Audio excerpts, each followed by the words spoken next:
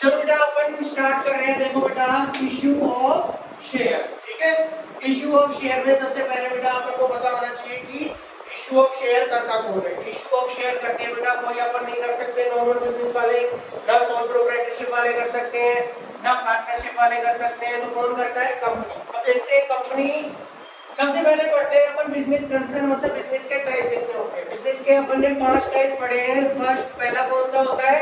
Sole proprietorship. Sole proprietorship जो अपन ने 11th class में पढ़ा था, जिसमें एक सिंगल ओनर होता है, उसी का बिजनेस होता है, सारे डिसीजन उसी के होते हैं, सारा प्रॉफिट उसका, सारा लॉस उसका, बहुत सारे उसके सामने बेनिफिट है, फिर भी वो किसकी तरफ मूव करता है? आगे पार्टनरशिप की तरफ। रीजन कि यहाँ पर उसको कंटिन्यूटी नहीं है बिजनेस में। क्या नहीं है? कंटिन्यूटी नहीं है। बिजनेस देखा जाए तो कभी भी उसका क्या हो सकता है? बंद हो सकता है, अगर उसके साथ क्या हो जाए, कुछ मिसहैपनिंग हो जाए। तो अपन किसकी तरफ मूव किए थे? 12th क्लास में अपन ने आज स्टार्टिंग में पढ़ा था क्या? पार्टनरशिप। अब पार्टनरशिप में ये वाली कमियां तो पूरी हो गई, लेकिन सबसे बड़ा वीक पॉइंट था अनलिमिटेड लायबिलिटी। अनलिमिटेड लायबिलिटी का मतलब है कि अगर अपन को बिजनेस में लॉस हुआ और वो अगर बिजनेस के एसेट से क्या नहीं हुआ, फुलफिल नहीं हुआ, तो अपन को पर्सनल एसेट भी बिजनेस में लानी पड़ेगी। किसके लिए? लॉस को फुलफिल करने के लिए। तो अपन किसकी तरफ आए?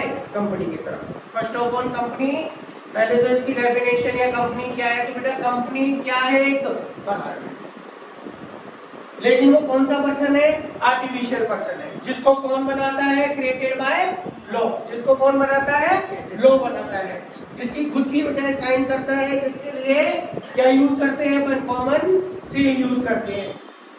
सेपरेट एग्जिस्टेंस होता है, मेंबर के आने से, शेयर होल्डर के आने से, जाने से इसको कोई भी फर्क नहीं पड़ता। इसका सेपरेट पहचान है, सेपरेट इसका क्या है? एग्जिस्टेंस है।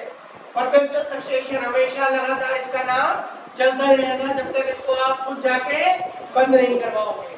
लिमिटेड लायबिलिटी सबसे इंपॉर्टेंट, यहाँ लिमिटेड लायबिलिटी, यहाँ लिमिटेड लायबिलिटी, यहाँ लिमिटेड लायबिलिटी। इसका मतलब आपने जितने शेयर खरीदे हैं आपको उतना पैसा देना है।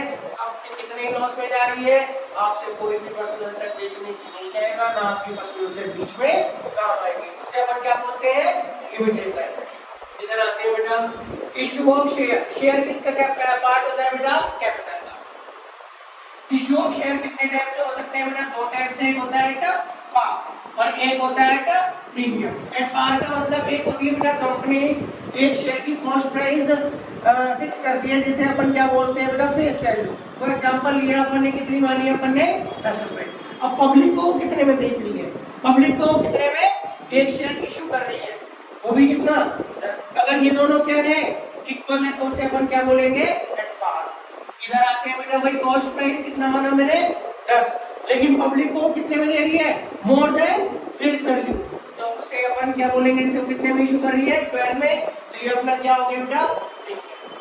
अच्छा, 10 रुपए को कंपनी कैसे लोगों से मांग सकती है? एक शेयर की प्राइस तय करी 10 को कैसे मांग सकती है? कंपनी चाहे तो पूरा का पूरा 10 रुपए एक साथ भी मांग सकती है, और कंपनी चाहे तो एक साथ में कौन सा टुकड़ा होगा? एप्लीकेशन। और अगर कंपनी चाहे तो इसके 2 एप्लीकेशन अलॉटमेंट, कंपनी चाहे तो 3 application allotment first call, company चाहे तो 4 application allotment first call, second call, final call. Company चाहे तो इसके 5 टुकड़े भी कर सकती है। समझ आया? ठीक है।